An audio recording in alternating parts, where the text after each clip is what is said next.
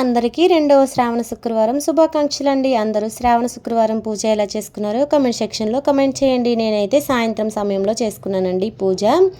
నా పూజ అయితే చాలా బాగా జరిగిందండి.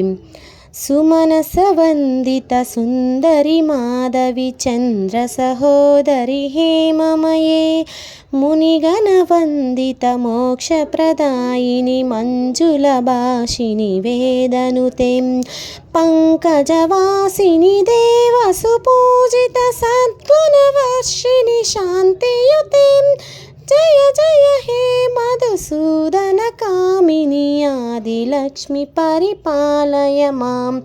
జయ జయ హే మధుసూదన కామిని ఆదిలక్ష్మి పరిపాలయ మాం.